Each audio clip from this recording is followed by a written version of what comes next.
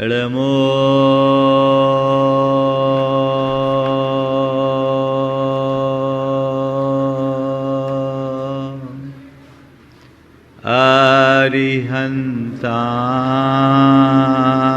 अरिहन्ताणं नमो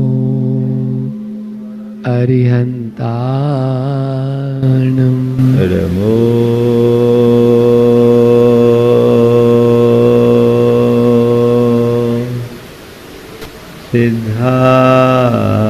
सिद्धाणं नमो सिद्धाणं नमो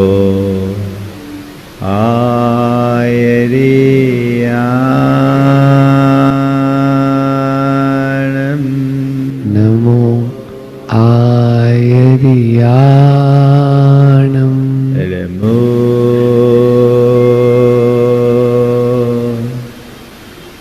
ओऽध्याय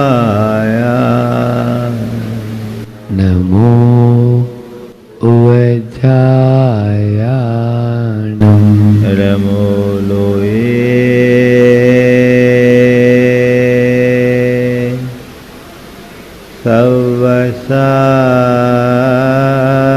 सवसाहुनं नमो लोये सवसाहुनं एषो पञ्चनमोयारो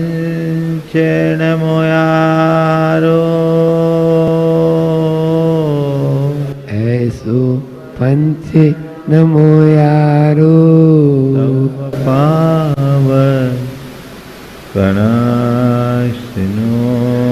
सव पाव फणासिनो मङ्गलानं च सव्येसिं मंगलाणं च सवेसिं परमं ओ मङ्गलम् परमं होय मंगलम। जय बोलो देवादिदेव 1008 श्री भगवान महावीर स्वामी की जय। अहिंसा परमो धर्म धर्म की की जय। परम पूज्य आचार्य गुरुवर श्री विद्यासागर जी महाराज की जय। परम पूज्य मुनि श्री 108 प्रमाण सागर जी महाराज की। पूज्य मुनि श्री 108 निर्वेद सागर जी महाराज की।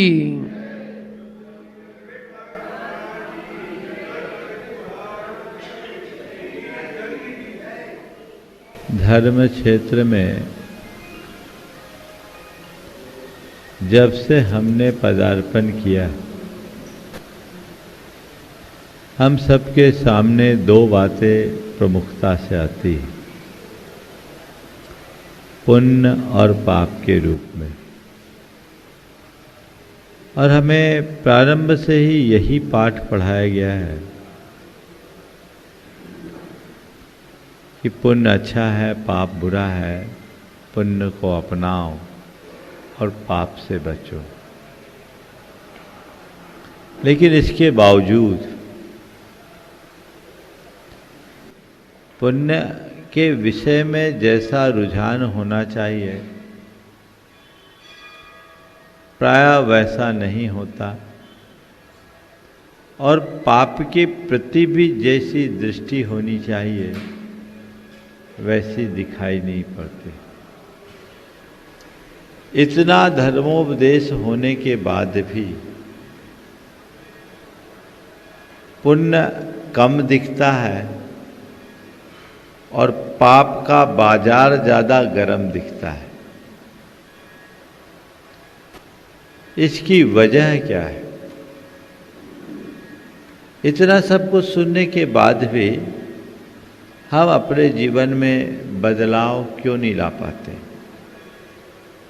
मुझे लगता है इसकी सबसे बड़ी वजह है इन सब के प्रति जो हमारा दृष्टिकोण है वह है। हमने पुण्य और पाप को केवल भौतिक सुख और दुख का आधार माना और इसे अपने भावी जीवन से जोड़ दिया कि पुण्य और पाप का जो संबंध है उसका संबंध इहलोक से कम परलोक से ज़्यादा है। इसलिए सोचते पाप करो नरक से बचने के लिए, दुर्गति से बचने के लिए पाप से बचो, और सदगति पाना है तो पुण्य करो। हमारे सामने की सबसे बड़ी विडंबना ये है कि न तो हमें सदगति दिखती न दुर्गति दिखती, जो सामने वो दिखता है। और एक विश्वास भर से प्रेरित होकर लोग थोड़ा बहुत पुण्य कर लेते हैं और उथले स्तर पर कुछ कुछ पापों से डर जाते हैं। जब हम गहराई से विचार करते हैं तो पाते हैं कि पुण्य और पाप का संबंध है यथार्थ सदगति और दुर्गति से नहीं है। पुण्य और पाप का संबंध हमारे प्रत्यक्ष जीवन से है। पुण्य और पाप का फल कालांतर में हमें मिले न मिले, पर तत्काल जरूर मिलता है। और जब हम इस बात को समझते हैं तब हमारे जीवन में बड़ा व्यापक बदलाव घटित होता है। एक बार एक युवक ने सवाल किया कि महाराज जी, हम लोग इतना पुण्य करते हैं, उसका फल तुरंत क्यों नहीं मिलता? हमने कहा जो सच्चे अर्थों में पुण्य करता उसको पुण्य का फल तुरंत मिलता, और पाप करने वाले को पाप का फल भी तुरंत मिलता है। बोले महाराज दिखाई तो नहीं पड़ता। हमने कहा भाई तुम पुण्य का फल क्या मानते हो? बोले सुख सुविधा। पाप का फल क्या मानते हो? बोला कष्ट दुख। हमने कहा सुख सुविधा और कष्ट पीड़ा ये पुण्य और पाप के फल हो सकते हैं, लेकिन ये प्रत्यक्ष फल नहीं, ये पारंपरिक फल है। पुण्य और पाप का सीधा फल, प्रत्यक्ष फल क्या है? तो पुण्य का प्रत्यक्ष फल है प्रसन्नता और संतुष्टि, और पाप का प्रत्यक्ष फल है आकुलता और संताप। ये तुम्हें तुरंत मिलेगा, और इसका तुम अनुभव करने लगोगे तो तुम्हारा पुण्य के प्रति स्वाभाविक रुझान होगा, और पाप से बचने की तुम्हारी सहज प्रवृत्ति होगी। महाराज कैसे? हमने कहा समझ लो, पुण्य का फल क्या, पाप का फल क्या। मैंने उसे समझाया, अगर तुम किसी भूखे व्यक्ति को भोजन करा दी, तुम्हारे द्वारा कराया जाने वाला ये कर्म अच्छा कर्म है या बुरा? बोला अच्छा कर्म। हमने पूछा इसे तुम पुण्य कहोगे या पाप? बोला पुण्य कहेंगे। हमने पूछा कि भोजन कराने के बाद तुम्हें कैसा लगेगा? बोले संतुष्टि होगी, खुशी मिलेगी। मैंने कहा कितनी देर बाद मिलेगी? बोले तुरंत मिलेगी। बहुत अच्छी बात। मैंने कहा मान लो तुमने किसी व्यक्ति की जेब काटी, उसकी पर्स चुरा लिए। पर्स अपने जेब में रखने के बाद तुम्हारे मन में क्या आएगा? बोला खटका। बोले किस बात का खटका? बोले सामने वाले को पता न लग जाए, सामने वाले को पता न लग जाए, इस बात का खटका। हमने पूछा ये खटका कितनी देर बाद आएगा? बोले तुरंत। हमने हो गया ना हिसाब तुम्हारा। तुमने एक अच्छा काम किया, उससे संतुष्टि और खुशी मिली, ये तुरंत मिली, और एक बुरा काम किया, इससे तुम्हारे मन में खटका आया, तुम्हारे मन में आकुलता आई, ये भी तुरंत हो। तो पुण्य हो या पाप, दोनों तो तुरंत हो गए, हुए ना? तब बोलो ये कैसे कहा जा सकता कि पुण्य और पाप का फल तुरंत नहीं मिलता? तुरंत ही मिलता है, मिलता है। फिर कुछ चीज़ें ऐसी होती हैं जो तुरंत फलती है और उसका कुछ दीर्घकालिक लाभ भी होता है। जैसे हम लोग भोजन करते हैं, भोजन करते ही खून बन जाता है क्या? बोलो, भोजन करते ही खून बन जाता है? उसकी एक प्रोसेस है, टाइम लगता है। भोजन को पचने में ही कुछ घंटे लगते हैं, फिर उसको पूरा होने में टाइम लगता है ना? बोले हमारा टाइम लगता है। तो आज भोजन किए तुरंत खून नहीं बना, खून बनने में वक्त लगता है, लेकिन बिना भोजन किए खून नहीं मिलता। हाँ, लेकिन भोजन करते ही खून भले ना मिले, ताकत तुरंत आ जाती। आती कि नहीं आती? कोई बिल्कुल अपने आप को ढीला महसूस कर रहा है, सुन्न महसूस कर रहा है, भोजन करते ही पेट में जाते ही ऊर्जा सी आ जाती है ना, आती है। ऐसे अच्छे बुरे कर्म को करते ही मन में अलग प्रकार की उमंग और उत्तेजना आती। वो तात्कालिक, और उसका दीर्घकालिक परिणाम होता है सुख समृद्धि अथवा दुख दारिद्र्य। हम सुख समृद्धि और दुख दारिद्र्य की कल्पना में उलझने की जगह उसके तात्कालिक लाभ को अपने जीवन में आत्मसात करने का लक्ष्य रखें और नुकसान से बचने का उद्यम करें, तो मैं मानता हूँ धर्म के प्रति हमारी स्वाभाविक रुचि प्रकट होगी। आज आपसे पुण्य और पाप के संदर्भ में चार बातें करने का मन बना है। पहले किसकी बात करूं, पुण्य की कि पाप की? बोलो, पहले पाप की कर लेता हूं। चलो पाप ही आज कर लेते, पुण्य फिर बाद में हो जाएगा। चलिए, पाप के संबंध में 4 बातें। पाप करना, पाप भोगना,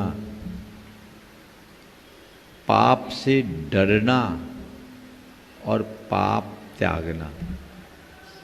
4 बातें ध्यान में। करना, भोगना, डरना, त्यागना। पाप है क्या? सबसे पहले इसे समझे। पाप पाप पाप पाप क्या है? पाप कोई ऐसा तत्व नहीं है जो कहीं रखा हो।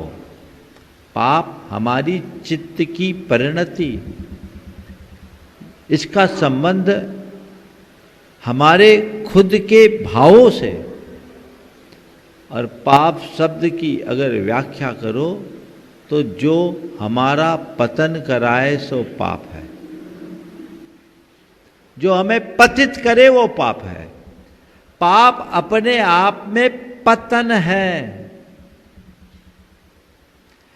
और जितने भी बुरे कर्म हैं, क्रियाएं हैं, वे सब आत्मा का पतन करने वाले हैं, जीवन को पतित करने वाले हैं, चेतना के स्तर को नीचे गिराने वाले हैं, हमारे जीवन की अवस्था को बिगाड़ने वाले हैं। इसलिए हमें सबसे पहले पाप को समझने की जरूरत है। ये पाप है, जिसे हम एक क्रिया के रूप में देखते हैं और लोग प्रायः पाप करते हैं। करते हैं कि नहीं? जितना भी बुरा कर्म है वह सब पाप है। हम अपने प्रवृत्तियों को परखने की कोशिश करें और देखें कि मेरे मन के स्तर पर, मेरे वचनों के स्तर पर और मेरे व्यवहार के स्तर पर मुझसे कितना पाप होता है, मैं कितना पाप करता हूँ। दूसरों का पाप आप भले न देख पाए, पर खुद का पाप कभी किसी से छिपता नहीं है। समझ गए? और एक बात बताओ, मुझसे पूछो कि पाप के एकदम आज के हिसाब से व्याख्या क्या करें, तो मैं कहूँगा जो जो तुम छिपा के रखना चाहते हो समझ लो वो पाप है। जिसको छिपाया जाए सब पाप। पुण्य को कोई नहीं छिपाता, पाप को छिपाता है, क्योंकि हर आदमी पाप को बुरा मानता है और जिसे बुरा मानते हैं उसे प्रकाशित करने का भाव नहीं होता। निज पर के लिए जो अहितकर है सब पाप है। ऐसी पापात्मक क्रियाओं को लोग अपने संस्कार वश अनवरत करते रहते हैं। अपने मन से पूछो 24 घंटे में हम क्या करते हैं? पाप की पुण्य? ज्यादा क्या है? पाप। उसमें से थोड़ा थोड़ा समय निकालते उसमें पुण्य करते हैं, और कुछ लोग तो पुण्य करते करते भी पाप कर लेते हैं। होता है। संस्कार हमारे ऐसे बने हुए हैं जन्म जन्मांतरों के, और उन संस्कारों से प्रेरित होकर मनुष्य स्वयं ऐसी क्रियाओं को करने लगता है जो अवांछनीय है, जो कतई उचित नहीं है, फिर भी वह उसे कर डालता है। ये सब पाप है। पाप की बहुलता है। पुण्य करते करते भी पाप कर लेते। एक बार एक सज्जन थे 80-82 साल के, उन्होंने बड़े भारी मन से मुझसे ग्लानि पूर्वक कहा, बोले महाराज जी क्या बताऊं, बहुत दुख होता है, कभी कभी भगवान के दर्शन करते हुए भी किसी युवती पर नजर पड़ चल जाए तो मन डोल जाता है। उस आदमी ने तो अपनी बात समझ ली और कह लिया, प्रायश्चित का भाव रखा, लेकिन अपने मन से पूछो, पाप प्रायः मन से प्रकट होता है, क्रिया में बाद में आता है। पहले मन, फिर वचन, फिर कर्म। पाप का संबंध ऐसे, वो पहले आएगा, समझ गया? और धर्म जो है पहले क्रिया में आएगा, फिर वचनों में आएगा, फिर मन में आएगा। देखो एक बच्चा होता है ना, उसको बोलो जय कर लो, जय तो कहीं भी नमन कर लेगा, उसको कोई पता नहीं, सिर पहले झुकाएगा। फिर थोड़ा बड़ा होगा तो बोलना सीखेगा, जय बोला जय कर देगा, चाहे जिसको उसको कोई मतलब नहीं है, वचन में आ गया। जब समझ आते तब मालूम है कि किसको जय करना है और जय करने का मतलब क्या है। हाँ, कहाँ करना कहाँ नहीं करना, ये समझ आने के बाद प्रकट होती है। पुण्य में क्रम शरीर, वचन और मन से। मन आखिरी में, पुण्य का भाव आखिरी में आता है, क्रिया ऊपर ऊपर कर ले। लेकिन पाप पहले मन में आता, फिर वचनों में प्रकट आता और क्रिया में आ जाता है। पुण्य के साथ मन का पुण्य अक्सर मन में सीमित रह जाता है, वो वचनों और क्रियाओं में नहीं आ पाता। लेकिन पाप एक बार मन में आता है ना, तो बाहर प्रकट हो ही जाता है, किसी न किसी रूप में हमारे लिए प्रेरित करता है, और व्यक्ति अपने पुराने संस्कारवश पाप के प्रति उत्साहित हो जाता है, दौड़ जाता है। तो ये पापात्मक प्रवृत्तियों के प्रति स्वाभाविक रुझान, तो पाप तो चल ही रहा है। 24 घंटे में ज़्यादातर समय मन, वचन और कर्म से पाप में बीतता है। लोग पाप करते जाते हैं, करते हैं।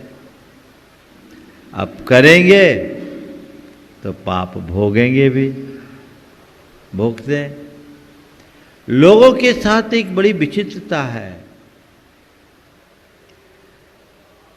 करते समय पाप नहीं दिखता और भोगते समय पाप ही पाप दिखता है।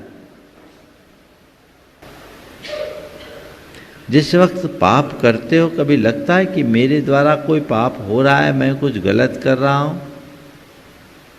नहीं। लेकिन जब पाप का फल सामने आता है, पाप को भोगना पड़ता है, तो भोगते समय लगता है हे भगवान, ये मेरे कौन से पाप का उदय आ गया। यही बोलते हैं ना, हे भगवान ये किस कर्म का फल है, ये कब छूटे। भैया किसी दूसरे ने तो नहीं दिया ना, तुम्हारा ही किया हुआ है। लेकिन विडंबना ये है, जिस समय तुम कर रहे थे उस समय तुम्हें होश ही नहीं था, तुम्हें लगता ही नहीं था कि मेरे इस पाप का भी कोई परिणाम होगा, अब किए हो तो भोगना तो पड़ेगा ही। जैसे बीज बोने पर फल उगता है, वैसे ही पाप करने वाले को भी फल भोगना पड़ता है। भोगना नहीं, भोगना ही पड़ता है। ना भुक्तम क्षीयते कर्म, बिना भोगे कर्म कभी नष्ट नहीं होता। हम जो भी अपने द्वारा शुभाशुभ करते हैं उसका परिणाम हर प्राणी को खुद भोगना पड़ता है। ये श्रद्धान अंतरंग में गहरा हो जाए तो पाप के प्रति कभी उत्साह नहीं होगा। अब उसको जगाने के लिए क्या करें? जब पाप भोगने का वक्त आए तब अपना अंतर विश्लेषण करो और मन ही मन संकल्प करें कि ये मेरे किए का फल है, अब मुझे इससे बचना है, ऐसी प्रवृत्तियों से बचना है, इसकी पुनरावृत्ति से बचना है। यदि ये धारणा बार बार हो जाए और नया संकल्प ले तो जीवन में बड़ा बदलाव घटित हो सकता है। हम पापों का प्रक्षालन कर सकते हैं और अपने जीवन में बड़ा व्यापक परिवर्तन कर सकते हैं। पर प्रायः लोग पाप करते समय बेखौफ होते हैं और पाप भोगते समय बौखला जाते हैं। ये बेखौफ होना और बौखलाना, ये दोनों हमारे चित्त को अस्थिर करता है। बेखौफ होते समय जब व्यक्ति, पाप करते समय जब व्यक्ति बेखौफ हो जाता है तो उसे शुद्ध नहीं रहती, उसे समझ नहीं रहती, और जब मन में बौखलाहट होती है तो व्यक्ति के अंदर सही दृष्टि नहीं आती। अब क्या करें? संत कहते हैं दोनों स्थितियों से बचो। पाप से बचना चाहते हो तो पाप के फल को बारीकी से देखो। जब तक पाप के फल को सामने नहीं रखोगे पाप से डर नहीं होगा, और जब तक पाप से डर नहीं होगा पाप को त्यागने का भाव नहीं होगा। तो पाप कर रहे क्योंकि आप पाप के फल को अनदेखा कर रहे हैं, इसलिए डर भी नहीं रहे। हाँ चलो अभी तो जो हो रहा है सो हो रहा है, बाद में देखा जाएगा, अभी थोड़ी कुछ होने वाला है। बेखौफ होकर पाप कर लेते हैं। और आजकल कई लोगों का तो ये कहना, अरे मुश्किल से जीवन मिला है, जितना करना है कर लो, कल किसने देखा। ठीक है भैया, अभी मजा है, कल सजा होगी तब पता चलेगा। कल जब सजा होगी तब पता चलेगा कि ये क्या है। अपना ही तो फल भोगना पड़ता है। नरकों में जाकर दुख भोगने की बात तो बात की है। इस जीवन में जिन लोगों के लिए कष्ट और विपत्तियों का सामना करना पड़ता, उनको निकट जाकर के देखो, तब लगेगा कि क्या स्थिति है, पाप आखिर क्या होता है और कैसे जकड़ता है। एक सज्जन ने आकर के अपनी बात कही कि महाराज जी, मेरे पिताजी का स्वभाव बहुत खराब था और वो बहुत गंदी गंदी गालियां देते थे। गाली देना एक अच्छा कर्म तो नहीं है। किसी किसी का पाप तुरंत सामने आता है, मैं वो उदाहरण दे रहा हूं। बहुत गंदी गालियां, व्यवहार ठीक नहीं, मिजाज ठीक नहीं। लेकिन ऐसा पापोदय उस जीव का आया कि अपने जीवन के अंतिम 7 बरस तक एक शब्द भी नहीं बोल पाया, वाणी ही चले गई, वाणी चले गई और बाद में पैरालाइज्ड हो गया। एक प्रकार से घोर पीड़ा और त्रास के साथ वो व्यक्ति मरा। बेटा स्वाध्यायी था, समझता था। उन्होंने आकर के मुझसे कहा, महाराज जी मैंने देख लिया कि पाप का फल क्या है। अब पिताजी थे, पिताजी बोलते थे तो लगता था कि ये गलत बोल रहे, लेकिन पिताजी को समझाया कैसे जाए। मन में आता था कि हे भगवान इनको क्या हो गया। पर महाराज इतना तीव्र पाप का उदय आया, अब वो रोते बोल नहीं पाते थे। उनको भी एहसास हो गया। तो ये चीजें कभी भी किसी के साथ भी घटित हो सकती है। ये श्रद्धान मन में जगाइए, डरिए। पाप का फल सामने आए तो कभी गलत नहीं होगा। मैं आपसे पूछता हूं, आपको कोई अपराध करने के लिए बोले, आप तैयार हो जाओगे क्या? क्यों नहीं? क्योंकि आपको पता है अपराध करूंगा तो जेल जाना पड़ेगा, अपराध करूंगा तो जेल जाना पड़ेगा। इसलिए आप अपराध से बचते हो क्योंकि आपको जेल का डर है। पाप करूंगा तो दुख भोगना पड़ेगा, पाप करूंगा तो विपत्ति का सामना करना पड़ेगा, पाप करूंगा तो दुर्गति में जाना पड़ेगा, पाप करूंगा तो कष्ट भोगना पड़ेगा। ये सामने आ जाए तुरंत पाप से बच जाओ, तुरंत पाप से बच जाओगे। तो पाप को भोगते समय यदि हमने अंतर्मुखता जगा ली तो सारा काम हो सकता है। दो स्थितियां हैं, पाप करने से बचना चाहिए और पाप भोगने में सजग रहना चाहिए।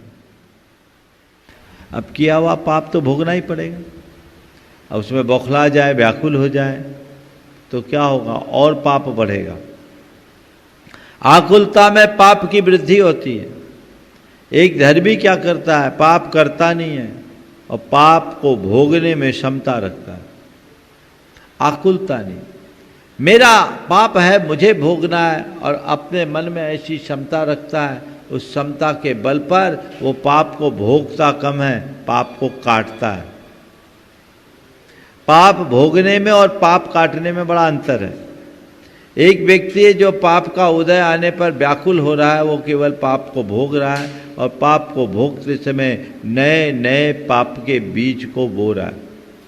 उसके कर्म का चक्र और भारी होगा क्योंकि वो पाप भोग रहा है, अपनी कर्म संतति को बढ़ा रहा है, बढ़ेगा। लेकिन जो तत्वज्ञानी है, जो समझदार है, जिसे इस बात का पता है कि ये मेरे द्वारा किया हुआ कर्म है, मुझे ही भुगतना पड़ेगा, तो वह उस पाप को भोगते समय क्षमता रखता है। वो जान रहा है कि ये मेरे कर्म का उदय है, ठीक है, सहज रूप से स्वीकार करो। तो वो पाप को भोगता नहीं, पाप को की जड़ उखाड़ देता है, पाप को काटता है। भोगना ऐसे तो सबको पड़ता है। हमारे तीर्थंकरों परमात्मा को भी पाप भोगने से कोई बचा नहीं सका। उन्हें भी पाप भोगना पड़ा। भोगना पड़ा कि नहीं पड़ा? बोलो। हाँ, पारसनाथ भगवान पर कितना भयानक उपसर्ग आया 7 दिन तक का निरंतर उपसर्ग आया। आदिनाथ भगवान को भी लंबा अंतराय हुआ, आया। अन्य चक्रवर्ती आदि महापुरुषों के जीवन में भी इस तरह की स्थिति आई। इन्होंने पाप भोगा नहीं, पापोदय आया। इसको भोगना नहीं कहेंगे। इन्होंने पाप को काटा, पाप की जड़ उखाड़ी, क्योंकि उनके अंदर तत्व ज्ञान था कि अब कैसा भी पाप है, इस पाप से बचने का एक ही रास्ता है, समता। भेद विज्ञान के बल पर समता को धारण किया और समता धार कर उन्होंने अपने पाप की जड़ को उखाड़ दिया, है ना। तो मैं आप सबसे कहता हूं, पाप करने से बचो और पाप के भोग में समता रखो, व्याकुलता मत रखो। पाप से डरो, पाप के फल से मत डरो। पाप की क्रिया से डरो, पाप करने से डरो। जो भी पापात्मक क्रियाएं, उसके प्रति अपने मन में ऐसी दृष्टि होनी चाहिए कि मुझे ये नहीं करना क्योंकि इसका परिणाम भयानक है, ये मुझे दुखी करने वाला है, ये मुझे विपत्ति में डालने वाला है। तो पाप की क्रिया से बच जाओ, पाप से डर जाओ।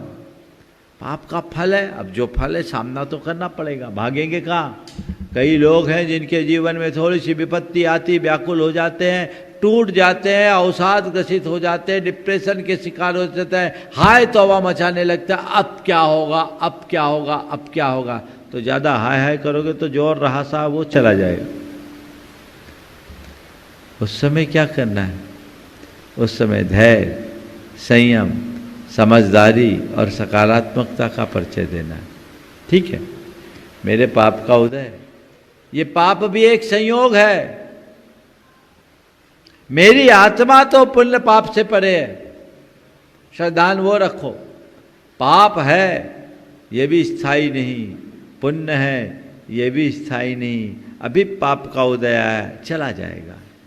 ये पाप का उदय है, चला जाएगा, टिकने वाला नहीं है। मन में ऐसा धैर्य रखो, रात है प्रभात होगा, विश्वास। अभी अंधेरा है, उजाला होगा। थोड़ा संघर्ष मेरे लिए बताया, ठीक है हम करेंगे, लेकिन संघर्ष के बाद उत्कर्ष तो होना ही है। और ये सब संयोग है। जब ऐसी आध्यात्मिक दृष्टि हृदय में प्रकट हो जाती है, जीवन की दिशा बदल जाती है। वो पाप करते नहीं और पाप का उदय आने पर उससे डरते नहीं, घबराते नहीं, उसका सामना करते हैं। जीवन में कब पाप पुण्य का चक्र चल जाए कहा नहीं जा सकता, कब पाप का प्रकोप आ जाए कहा नहीं जा सकता। अच्छे अच्छे लोगों को एक पल में अर्श से फर्श पर आते हमने देखा है, आपने भी देखा होगा।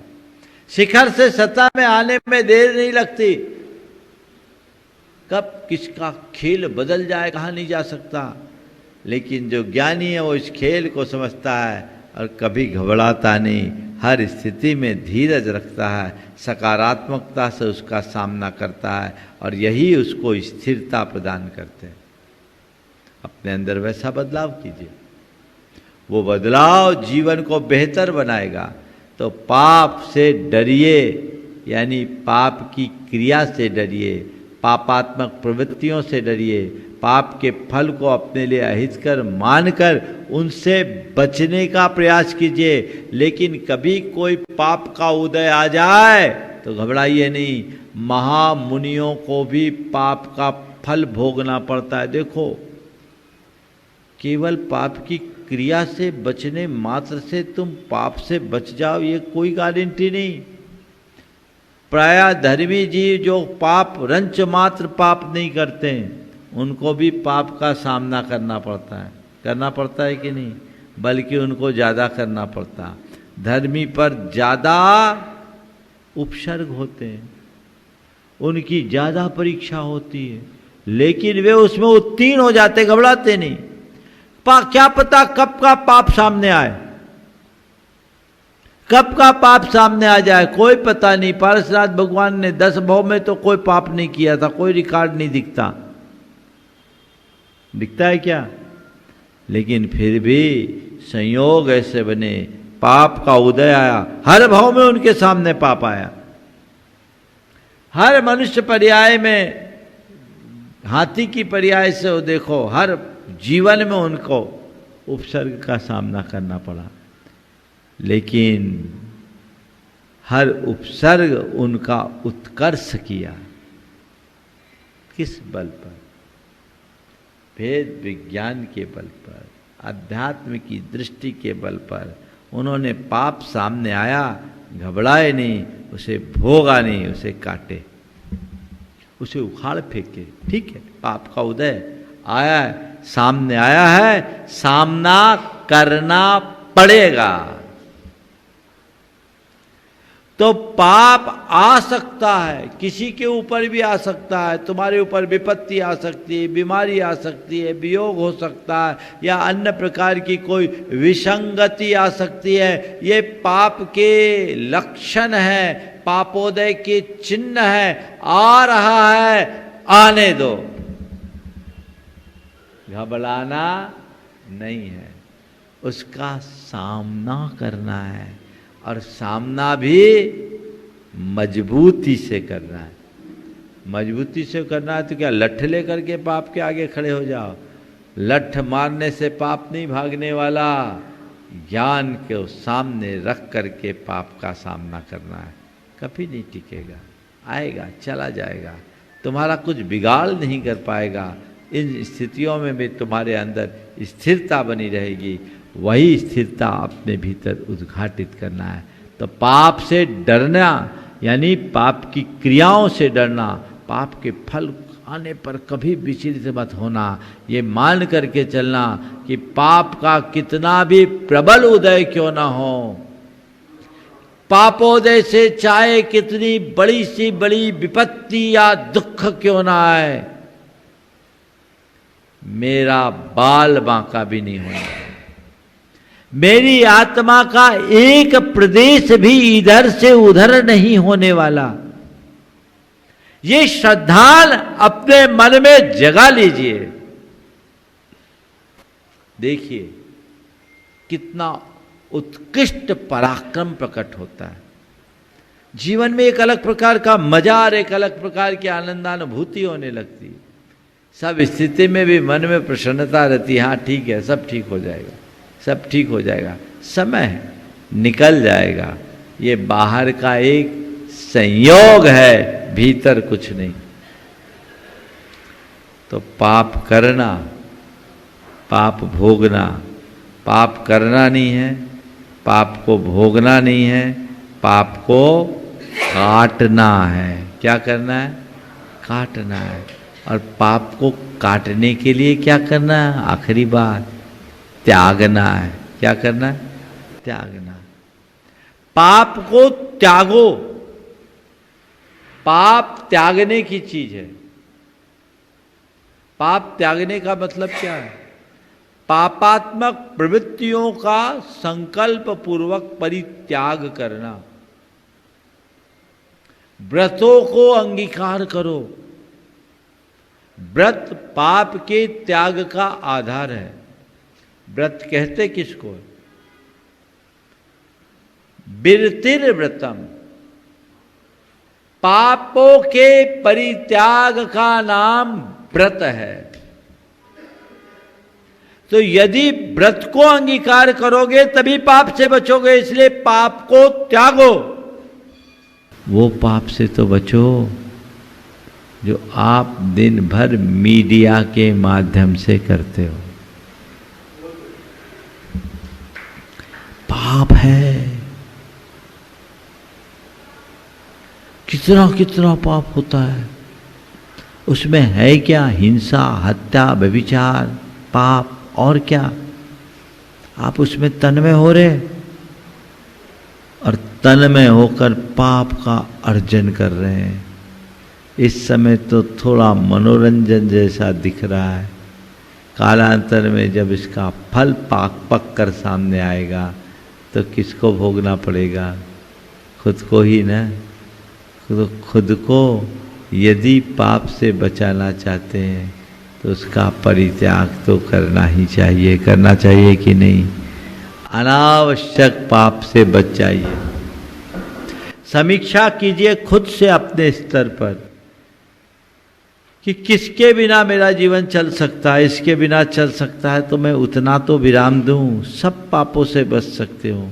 अरे जब हम लोग महाव्रत पाल सकते तो तुम अनुव्रत तो पाल ही सकते हो।